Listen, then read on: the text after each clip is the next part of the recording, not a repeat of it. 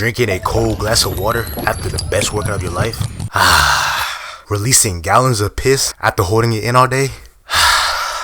Getting complimented by a girl for the first time since the pandemic? Oh boy, oh boy, oh boy. These are some of the best moments any human being can experience in their lifetime. But you know what is low-key a top 5 feeling in the world? Finally getting your driver's license. I'll never forget the day I got my license. Matter of fact, the day after, Ali took my dad's car on a cross-country trip without him knowing. Oh, okay, maybe I might have been lying, but you know, if I really wanted to, I could have. And listen, I love my parents, but I will never miss having to kiss the ground they walk on just to have them be able to take me somewhere. Once you begin to drive, you low-key start to feel like a celebrity. Everybody, and I mean everybody, will start asking you to take them places. And you low-key feel powerful too, because you have the ability to ruin somebody's plan by saying no, I don't want to take you anywhere. And I know some of y'all are just getting ready to start driving too. Some of y'all are really grown out here with no license. You weird, buddy. You're weird. So I thought I would help y'all get prepared for the road. So today we got the types of drivers that are out there on the road. And before I begin, I just want to show my appreciation for the support you guys showed on the very first video. And yeah, let's hop right into it. Starting off, we got the road trip driver, or otherwise known as a Sunday driver. These are some of the most chill drivers you will ever meet on the road. Every time you're on the highway, you always see these drivers facing ass, sitting behind a truck driver driving the speed limit. And if there's a family in that car, you definitely know that they jamming out to some of the best tunes you'll ever hear. If y'all have a big family and travel a lot, you definitely know what I'm talking about too. And only the real ones had a movie seat tied to the back of the seat too. I'm not gonna lie, those were some of the best times in my life right there. I remember when my family went to Disney World one time, and we decided to make the trip all the way up the East Coast from Florida. Now mind you, this is about a 14-hour drive. And for whatever reason, my parents decided to make the trip in one night only. I'm talking 2 separate 7-hour trips of just sitting in a car and driving. Like, god dang, are you a robot or something? But we're gonna save that for later. But if you guys are ever in a family and traveling, you definitely have to experience this moment at least one time in your life. Now this is where it starts getting scary for the new drivers out there, because next up, we got the tailgaters. I want you to imagine this. Imagine you're cruising on the highway, just chilling, playing that new Kendrick Lamar in the car, blasting it too.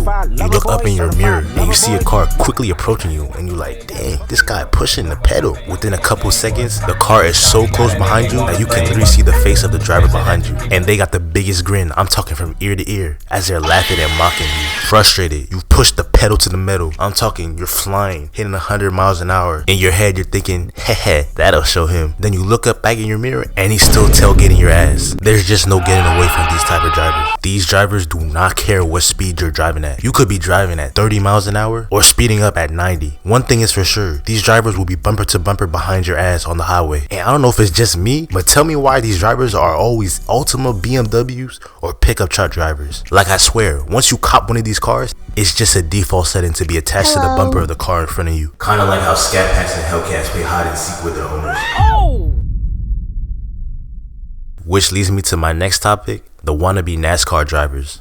Where do I begin? The only thing that these drivers are good at is making sure that the bottom of the gas pedal is glued to the floor at all times. And the craziest thing is, it doesn't matter what car they're into. They could be in a 1,000 horsepower demon car. They could be in a Nissan Altima, a 93 Civic hatchback, or even a fat ass minivan. It do not matter at all. You will see them flying at least 90 miles an hour on the highway. And when you combine this driver with the tailgaters, you have created the most deadliest, aggressive, and annoying driver on the road. Like, these drivers are the first one to floor it in a school zone, just ready to plow headfirst into a group of kids crossing the street. And I swear, these motherfuckers think that they hard pushing their old beater Civic. Got that thing huffing and puffing down the street because their little monkey brain can't process going the speed limit. I'm not gonna lie though, I do speed, just a little bit. Only in Mexico City, of course. I got you. How many years we gonna give him? Shit, I think like about 10. Hold on. 15. Violation. Probation. Now this is probably the most annoying type of driver to run into. Anybody that lives in New Jersey and drives on a turnpike knows exactly what I'm talking about too. And that is the slow lane hoggers. There is no worse feeling on the highway when you're cruising and then you come across a slow car in the left lane that will not move out the way. Like, just imagine you're on the highway cruising and passing everybody, and then you come across this car on the left lane that slows you down. And as you keep approaching the car, you're expecting it to move out the way, but it's just sitting there and it keeps on driving for seconds, minutes, hours. These drivers are just oblivious to the world around them, especially behind them. It's like they driving out here with no mirrors in their car at all. You ever wonder why there's a random traffic jam while you're driving? It's probably one of these drivers that's causing it. These are drivers that as soon as they hop on the highway, they immediately go to the left lane. And then when it's time to exit, good luck everybody, I turn now, head ass. Jersey sliding across 4 lanes just to reach their exit. Like, these drivers are so annoying. I literally play a game whenever I'm sitting behind one of them. I'll just sit behind the left lane hogger and see how long it takes them. One time I was driving on the highway and it took me 2 full songs for this driver to get out the way. Like, bro, come on, you cannot be serious. I swear, one of these days I'm gonna end up pitted.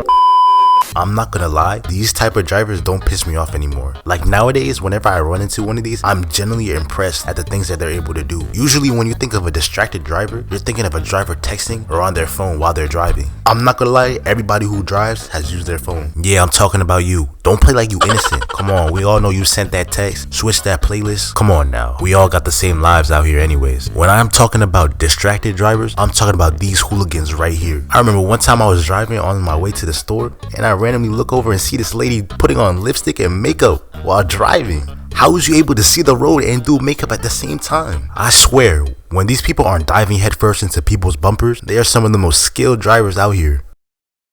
Remember that trip I was talking about in the Sunday driver? And how we did it all with only taking 1 rest? Well, these are the type of drivers that make it possible.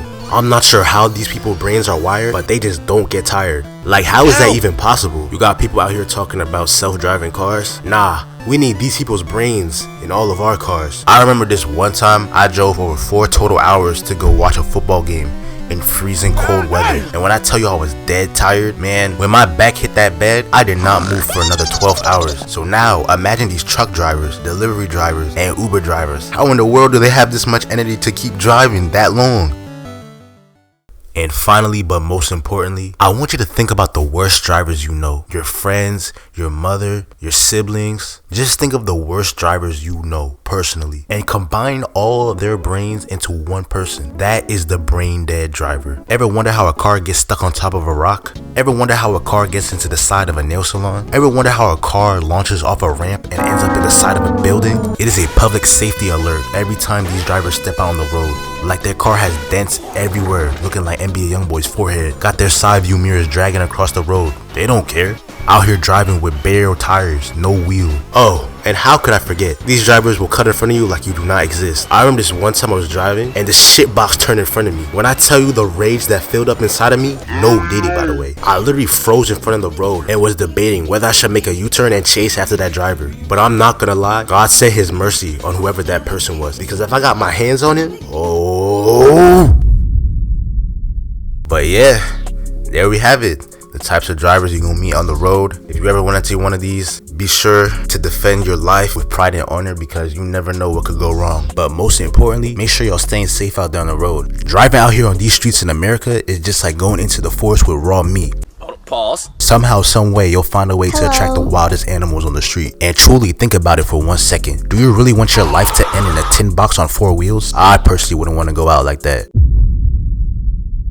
Hey, I appreciate even the smallest amount of support that you guys show. And I'm gonna see y'all in the next video. Mwah.